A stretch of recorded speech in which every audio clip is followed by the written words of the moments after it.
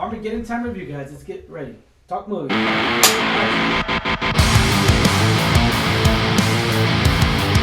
What is going on, everybody? What's going on, Movie Talk fans? As always, I'm your host, Ryan D. Ryan680. I'm Angela Thakali, and this is Alamo City Movie Talk. Movie Talk for movie fans, guys. If you're the movie world right into your ears, devices, thank you for making us a part of your day. Let's get right to it. Angela, what movie are we reviewing today? We're reviewing Armageddon Time. Armageddon Time. You know, I don't know why Armageddon Time, you know, and to each his own. Before watching this movie, you thought it was the end of the world movie, and I didn't see a trailer for it. I didn't read about it. I didn't see a trailer for it. Literally 5 minutes into the movie, maybe 10 minutes before the movie, I read the synopsis.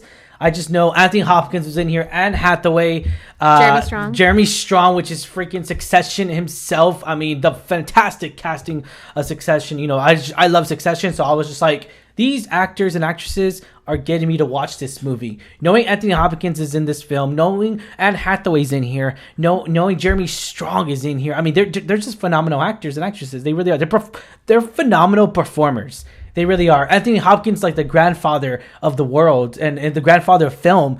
And, you know, he came in this film so Anthony Hopkins poetic. I mean, in a way to where I got very emotional on certain films. And then, you know, this is actually written and directed by James Gray, which did the last movie I can recall seeing.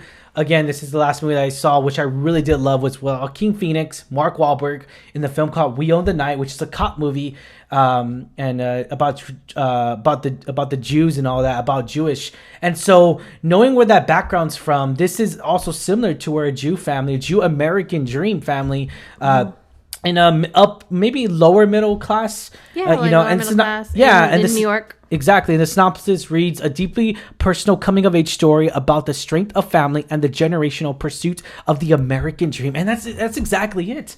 That's exactly it. In this case here, you know, James Gray really comes out and really, it's shot beautifully. I mean, it looks like a lot of the cinematography in here is really good. It's shots of like a lower middle class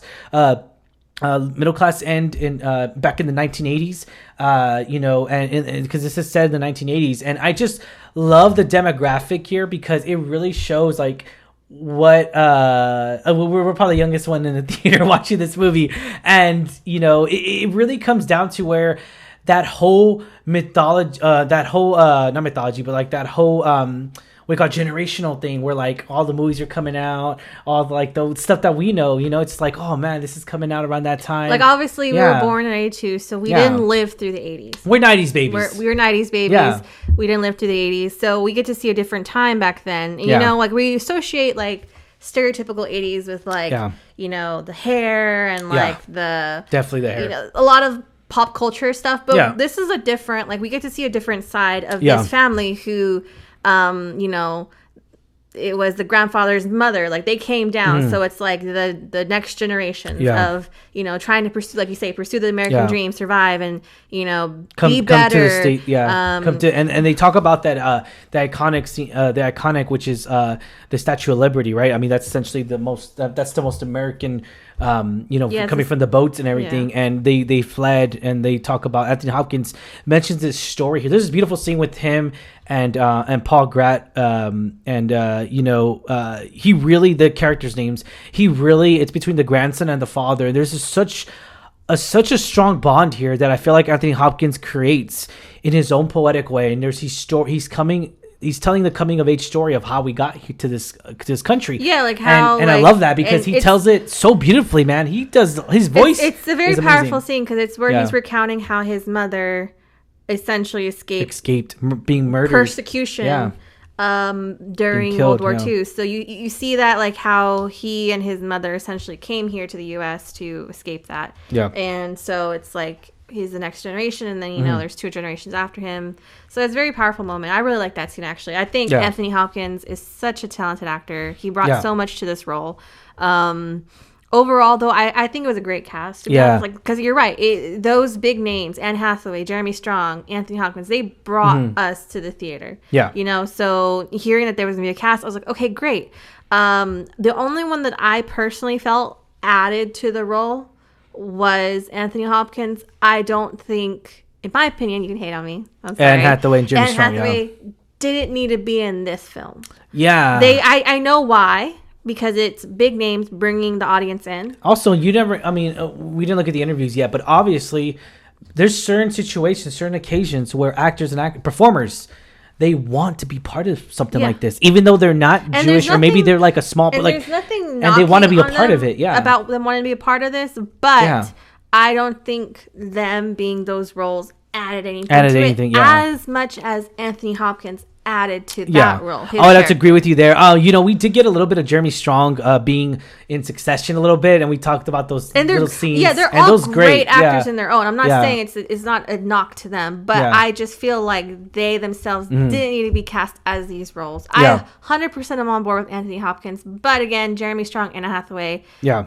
I don't know. I just didn't think that they needed to be those roles. The film really relies on actors Banks, which is Banks Repita, and Jalen Webb. Yeah, and Jalen Webb. And these two kids, I've got to be honest here, they did what they were told to do on script and everything, and they did a great job. I mean, they really did. It's just the film as a whole, as for us, as for me, it kind of lost direction a little bit. It kind of got, a different side of the story, right? It really did. And it kind of got misdirected just a little bit, right? I mean, but this film overall, it has a great message. I love the message out of here. I love how, again, it kind of tells us like this is, this Johnny, I believe, he's coming from a poor community. So and you see that whole racism kind of form a little bit there because against the Jews too. You see a lot of differences between these two characters. You have Paul Graff, who comes from he's white, comes from a Jewish family, and you have Johnny, who's a little bit more. He's African American. Yeah, he's African American, a little bit less of a. He's a little bit more poor, not as much middle class. And they highlight that a little bit on there. Yeah, they highlight. So you see these two kids who end up being friends, and then as they kind of get into trouble, as like young boys do. You see the way society looks at them and treats them differently. And that was the whole overall message. And then I got that message, especially, we're not going to go into specific details, but instead of the officers and all that stuff helping, helping Paul, or he was offering to help Paul and not offer to help Johnny. Right. Johnny, again, it's the whole, like, how society views and treats these two young boys who are essentially the same grade. Well, he's a little bit older. He's a little older, like but because he's held back. But you also, again, you see the way the teachers and community interacted with them. Interact with this young white boy in trouble versus this young black boy in trouble, and you see the differences, like again, skin color, their socioeconomic backgrounds. You see a lot of differences, and I think that's the overall message and takeaway from this film. Is definitely like. Even in the 80s, and I'm sure even till now, you see such differences in society. No, you do, yeah. Even till now. And so I think that was the overall message of, like, this still happens, even though everyone has that American dream, right? Like, to make it big. They both had their own, dreams. Like, Paul wanted to be an artist, and then Johnny wanted to join NASA. He wanted to join the Air Force to be NASA. And that's the thing, too, is that, like, you kind of feel for these characters. You kind of you follow their story, you follow their route, you follow their journey into each one of them, and it's just they're totally different paths. I say it focuses more on Paul's family way more, because we didn't really see too much of Johnny. We see hints. I kind of feel like family. The writer and director, which is James Gray, I kind of feel like he did that on purpose, because I kind of feel like this is the way I grew up. Maybe I had a friend that was African American growing up. Again, that's just taking it out of that's just taking what the context we got out of this movie. For my personal, I'm gonna look into it furthermore into it. I feel like we're seeing James Gray's story here, that he had a friend that was poor African American. Maybe he didn't know his family, and maybe he got into trouble. Maybe it wasn't the same situation that happened here, but maybe it was somewhat similar, where he saw the kid being held up. He saw the kid being, I'm not going to teach you no more. You're already falling back. And not to mention spoilers or anything, but like the way the teachers were treating him and all that stuff. So maybe I feel like, to me, this is way more personal. And I love that too, because it shows so much personality. It shows so much dynamic between the director, between the writer. Again, this is beautifully written. But I feel like for me, it's definitely a movie that's not going to get people talking about it. It's definitely not it's not a popcorn film. It's not a very entertaining as like blockbuster explosions. And we're not saying like biopics, because this is not necessarily a biopic, right? I mean, it's not like Till, the movie that we saw, was way powerful of a movie. That movie was powerful in its own good, and that showed us structure, that showed us something different, that how a powerful message could come out of it, because it's pretty much short history. This one is probably highlighting certain topics in the this is my take, in the director's Jewish community of his history, and putting into this movie. So again, totally different outcomes, totally different movies, totally different. One's actual biopic that actually did happen, versus this, maybe little highlight tidbits did happen. Like, it's not a specific person. A detail, yeah. But this situation happens. I'm pretty sure it did. Because I mean, it 100% happens all the time. Like, we see it all the time. Like, there's differences in how these two kids are treated. Again, we could say like Jeremy Strong and Hathaway really want to be a part of this whole message. I felt like for me that was it. For them, it wasn't a paycheck. For them, it was just like, I want to be part of it. Yeah, I really do. And that's to each his own. Now, did they really add on too much of it? Not really. We had Jeremy Strong do one good scene, but that was it. Like, it didn't really. If you would have added different people to these roles, it would have made a difference for me, for my personal opinion. No, I agree with you. Again, I don't think that they added really anything special to those roles. And it's great that they wanted to be part of it, if that was the case. Yeah. Not knocking them to them. They each have their own successful movies that they're great in. It's just the only one out of those three trio that are big name, have some weight in their career. It was Anthony Hopkins. I feel like phenomenal. He really added such a great... It's insane to think that this is Hannibal Lecter, this is Silence of the like, dude, but he is so beautifully he's such a talented actor. Anyways, I loved it. I got very emotional at certain scenes. Anthony Hopkins just knows how to make me cry. Was this something that we deserved? I'm gonna say yes. I'll say yes because of that overall message that trying to showcase. Absolutely, yes. Rating 1 out of 10, 10 being the highest. I'm just going to give this rating. Now, that being said, was this executed the best? No. In my opinion, there was a lot of like setup and a lot of slower scenes that were like, it's not going to be for everybody. This film comes out to be an hour and 55 minutes, and in this case here, for my personal, I felt it. Yeah. So some of the scenes dragged. Yeah, it is a lot more slower. I would probably give it like a 6, just because. I was about to give that too. Again, and that's still above average though. That's still above average. Now, 6. again, I'm gonna give it a 6. We're gonna preface this. It's not for everybody. Yeah, it's definitely not. This is a show. This is a story though. You gotta remember, this is a poetic story.